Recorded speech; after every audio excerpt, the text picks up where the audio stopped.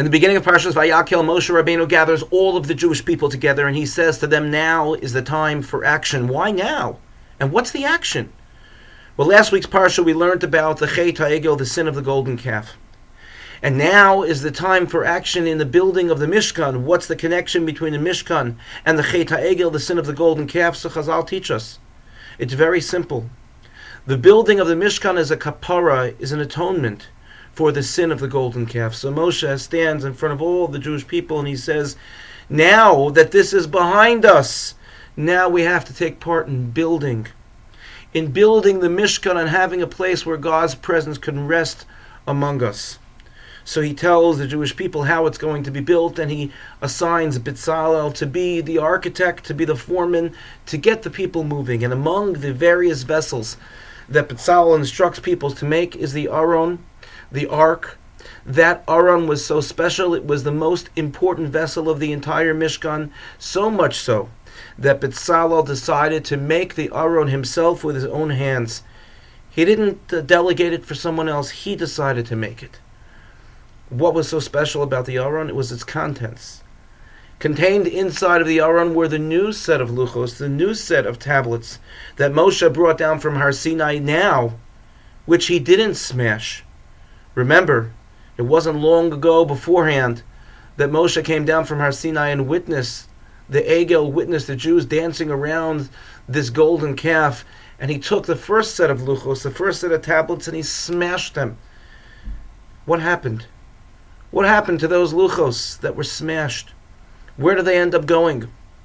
So Chazal teach us that shivrei luchos, the broken pieces of those luchos, of those tablets, of the first set of tablets, were placed inside of the Aron next to the full, complete luchos, which were the second set of luchos. Now, why was it necessary for us to have the shivrei luchos, the pieces of the first set of tablets, to be placed next to the second set? One was whole and one were just pieces. Why were the pieces necessary? Now, the first notion would be, of course, that the reason why they were necessary was because the Jewish people should always be reminded of the sin of the golden calf, and if they see those luchos, the shivrei luchos, the pieces, the broken pieces, they'll always be reminded of that terrible mistake that they made so that they'll never repeat the mistake again. But I want to suggest that perhaps there is an additional reason. And that reason comes from a different perspective. The shivrei luchos, the broken pieces, needed to be placed in the Aron so that Jewish people would see, not only looking back at their mistake as a negative so that they wouldn't do so again, but looking back at their mistake and realizing just how far they've come since that mistake. Looking at themselves back then and thinking, how in the world could I have done such a thing? Could I have participated in such a thing? Could we have allowed such a thing to happen? We're embarrassed of what happened in the past. Yet, a perspective of, we're different people now. We've grown, we've matured. We would never even contemplate such a thing. So looking at the shivrei luchos, looking at the broken pieces that were placed in the Aron, were not necessarily placed for a negative reason, but could also have been placed for a positive reason. For the Bnei Israel to realize just how far they've come and they've advanced and they've grown as a people from the mistake that they made in their youth as a people. And I think that is a message which is very pertinent to all of us as individuals. We all have broken pieces in our lives. Pieces that we've broken. Mistakes that we've made. And those could have been mistakes that we made when we were younger, or they could have been mistakes that we've made yesterday. Only Hashem, only God is perfect. We as human beings are imperfect, and with that comes our mistakes. And there are times that we have to look at our shivrei luchos, our broken pieces, and recognize not only that we did a mistake, we made a mistake that we want to remember, but not from a sense of guilt, but we want to remember how we changed as a result of it.